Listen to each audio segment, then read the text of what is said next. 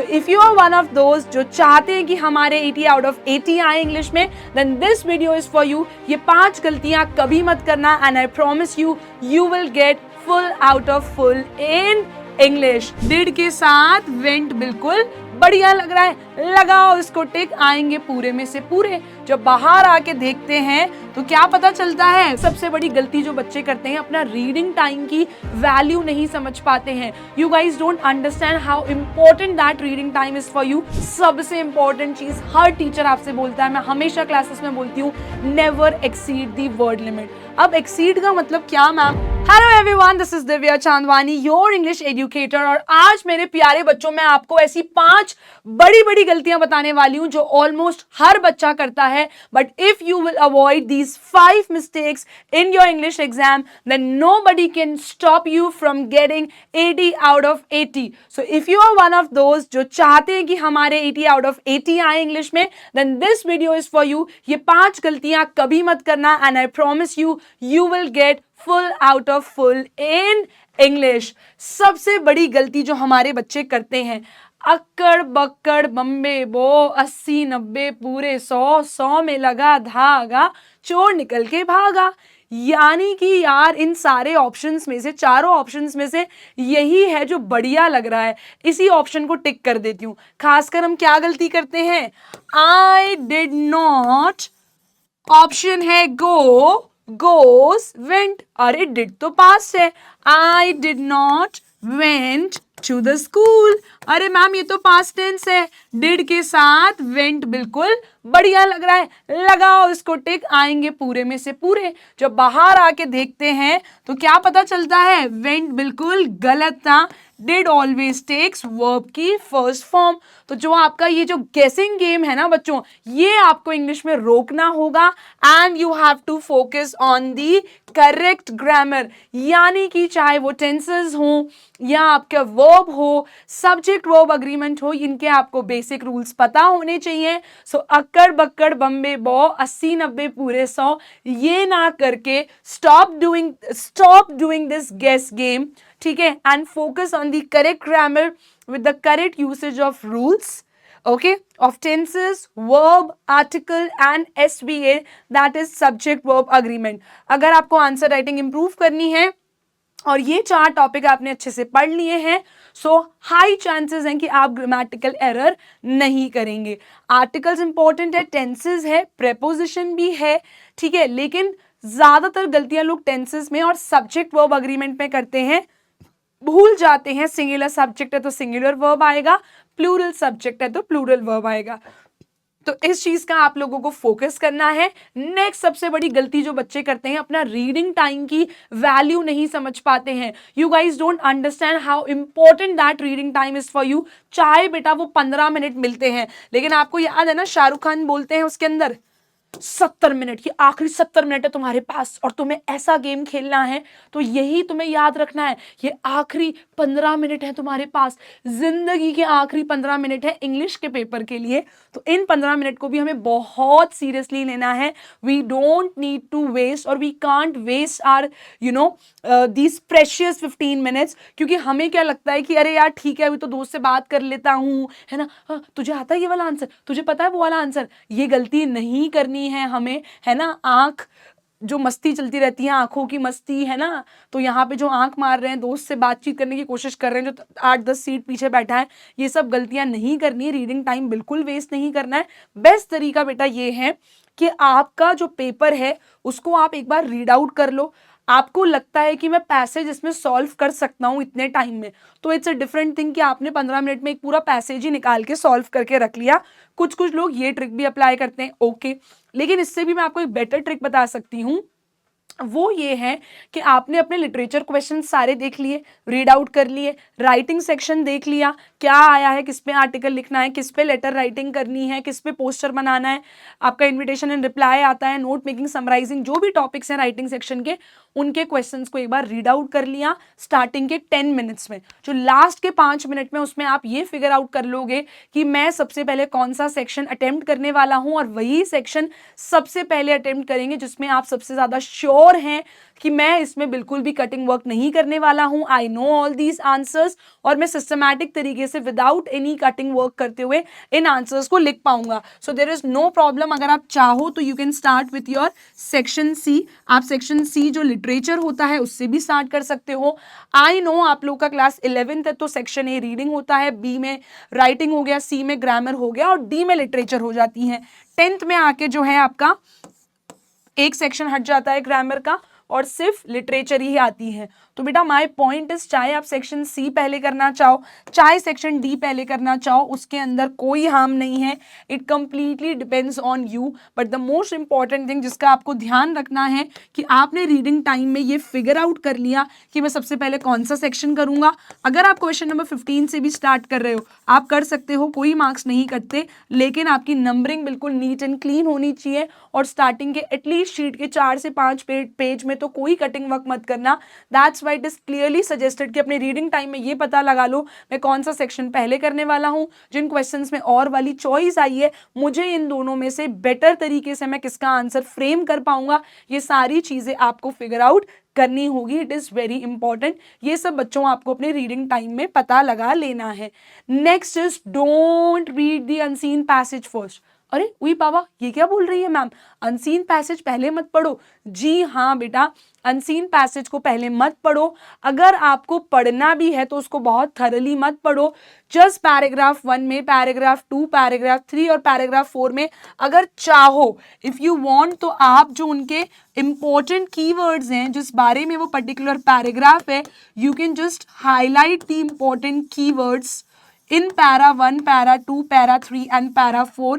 That's it. Thoroughly unseen passage को starting में पढ़ने की कोई भी जरूरत नहीं है. The most important thing is directly go towards the questions. Directly आपको किस तरफ जाना है? Directly go to the questions. उससे क्या होगा? Directly go to the question से क्या होगा?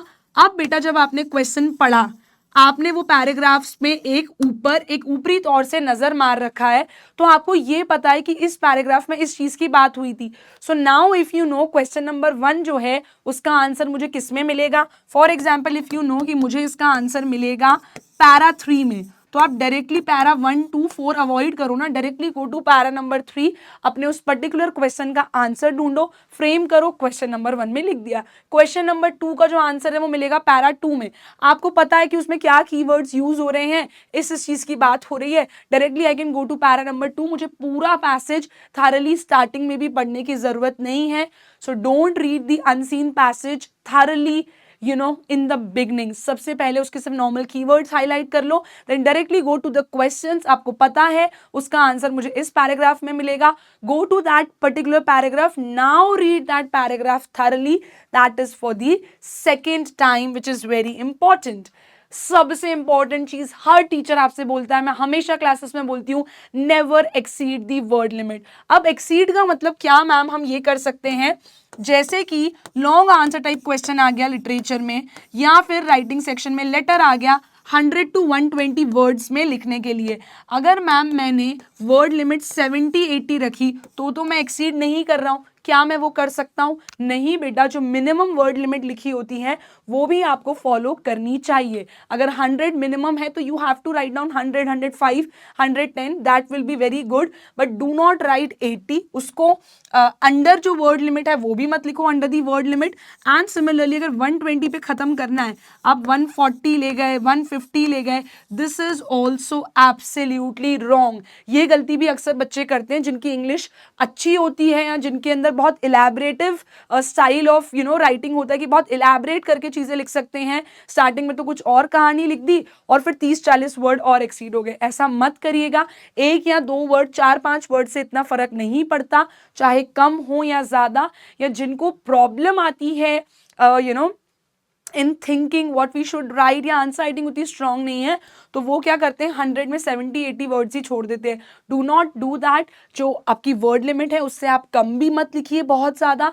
जो आपकी वर्ड लिमिट है उससे 20-30 वर्ड्स भी बढ़ाकर मत लिख दीजिए. It will be very very dangerous. क्यों डेंजरस है बेटा? क्योंकि आसानी से आपने एग्जामिनर को मौका दे दिया and what they can do is they can easily cut your 0.5 यानी कि हाफ मार्क तो आपका जो है बिल्कुल फ्री फोकट का चला गया। तो ये गलती यार मेरी दिव्या आर्मी बिल्कुल नहीं करने वाली है, ठीक है। Now the next important thing is don't forget the keywords used in the chapter. Keywords used in the chapter क्या होते हैं बेटा, हम लोग अक्सर ये गलती करते हैं, आप लोग अक्सर ये गलती करते हैं। जो भी मैंने आपको चैप्टर्स पढ़ाए हैं, चाहे वो आपका फर्स्ट चैप्टर हो a portrait of a lady, ठीक है, a portrait of a lady हो गया आपका फर्स्ट चैप्टर, चाहे मैं आपकी फर्स्ट पोम की बात कर लूं दैट इज अ फोटोग्राफ, तो आपको इनके हर चैप्टर के जो कुछ कीवर्ड्स हैं, एटलीस्ट वो 5 हो सकते हैं, 6, 7, 8 जितने भी इंपॉर्टेंट कीवर्ड्स हैं वो आपको याद होने चाहिए। अब फोटोग्राफ में उन्होंने वर्ड यूज करे थे कैसे, जैसे आपका हो गया पैडलिंग, तो आपको इनका मीनिंग भी पता होना चाहिए, वर्ड भी याद होना चाहिए, that is walking in shallow water. तो पैडलिंग कौन कर रही थी, शर्लेट ऑल्सन जो है उनकी मदर के साथ उनकी जो 2 कजन्स थी, ये लोग पैडलिंग कर रही थी। तो paddling is the keyword that is used. वो पिक्चर कहाँ पे थी, it was on the cardboard, so cardboard keyword हो गया। बेटी एंड डॉली क्या थे, उनके कजन्स के नाम थे, शर्लेट ऑल्सन की पोएट के मदर के जो कजन्स थे उनके नाम थे बेटी एंड डॉली। फोटोग्राफ में और क्या था, कार्डबोर्ड था, पेडलिंग था, where did they go, they went on the beach for a beach vacation, vacation के लिए वो वहाँ गए थे, ठीक है। तो ये जो बेसिक वर्ड्स हो गए, पैडलिंग हो गया, कार्डबोर्ड हो गया, बेटी हो गया, डॉली हो गया, है ना, इट्स साइलेंस, साइलेंसेस, तो जो भी उनके चैप्टर या पोएम के मोस्ट इंपॉर्टेंट कीवर्ड्स हैं। पोर्ट्रेट ऑफ अ लेडी में स्टेल चपातीज हो गई, किसको देती थी, विलेज डॉग्स को देती थी, है ना, किसका रिलेशन बॉन्ड दिखाया गया है, खुशवंत सिंह जो ऑथर है उनका बॉन्ड अपनी मदर के साथ, सॉरी अपनी ग्रैंड मदर के साथ दिखाया गया है। She couldn't looked older, she couldn't looked older यानी कि ऑलरेडी इतने रिंकल्स और फाइन लाइंस और इतनी एजिंग हो रखी थी, सो एजिंग हो गया, है ना। इसके अंदर जो वो माला जपती थी दैट इज रोजरी, जो बीड्स होती हैं उनको आपको इंग्लिश में पता होना चाहिए क्या कहते हैं, रोजरी कहते हैं, ठीक है। तो स्टूप क्या होता है, उनकी बॉडी झुक गई थी because of her old age, तो स्टूप हो गया, रोजरी हो गई, स्टेल चपातीज हो गई, है ना। जब ये लोग वहाँ शिफ्ट हो जाते हैं स्कूल, जब इनका प्राइवेट स्कूल में शिफ्ट हो जाते हैं इन द सिटी, सो वहाँ पे अगर म्यूजिक पढ़ाया जाता था तो वो क्या बोलती थी, this is for beggars, this is not for gentlefolk. तो जेंटल फोक ये सब क्या हो गए, ये आपके कीवर्ड्स हैं, इंपॉर्टेंट वर्ड्स हैं जो हर चैप्टर में आपको मिलेंगे। आप जब भी उनको रीड आउट करते हैं, खुद से रिवाइज करते हो, एटलीस्ट वो 10 से 15 वर्ड हर चैप्टर के हर पोएम से लिख कर रख लो। And when you remember those keywords, जब आपको वो याद रहेंगे, आप उसे रिवाइज करते रहोगे करेक्ट टेंस के साथ, करेक्ट ग्रामेटिकल स्ट्रक्चर के साथ, आप जब वो एब्सोल्युटली करेक्ट कीवर्ड्स यूज करोगे चैप्टर के जो ऑथर ने एनसीईआरटी में दिए हुए हैं, बेटा definitely it will give you an upper as. आपका इंप्रेशन उनके ऊपर बहुत अच्छा हो जाएगा। आपका जो चैप्टर हो गया डिस्कवरिंग टट, उसके आपको कीवर्ड्स पता होने चाहिए, that is an Egyptian king, जिसे हम प्रोनाउंस करते हैं फेरो, एन इजिप्शियन किंग आपको पता होना चाहिए, कहाँ से उनकी वो कहाँ से टूम से निकाली गई थी, कौन से ईयर में निकाली गई, जो बेसिक आपके जितने भी कीवर्ड्स हैं वो आपको पता होने चाहिए। We are not afraid to die में शिप के कुछ कुछ पार्ट्स थे, जैसे कि स्टॉर्म जिब हो गया, मूरिंग रोप हो गया। तो जब आप ये पर्टिकुलर कीवर्ड्स यूज करोगे in framing your answers, my dear students, आपका लेवल यहाँ से यहाँ आ जाएगा और एग्जामिनर या जो भी आपकी कॉपी चेक कर रहे हैं, it will give a very good impression. That means आपने काफी अच्छे से प्रिपरेशन करी है। चाहे आपको उस टाइम पे चैप्टर की पूरी स्टोरी डिटेल में याद ना हो, बट ये कीवर्ड्स आपका एक ऐसा इंप्रेशन क्रिएट करेंगे that you know the entire story and you know the particular words used in your NCERT. So yes my dear students, अगर आपने ये 5 मिस्टेक्स अवॉइड करी, so trust me, I promise you, you can get 80 out of 80. So that's all for today. Thank you so much. I really hope that you like the video और आपको ये video helpful लगा होगा। Do let me know in the comment section, क्या आप ये tips and tricks apply करने वाले हैं अपने पेपर में, and are you going to avoid these 5 mistakes in your English exam? Bye bye everyone. Thank you and Jai Hind.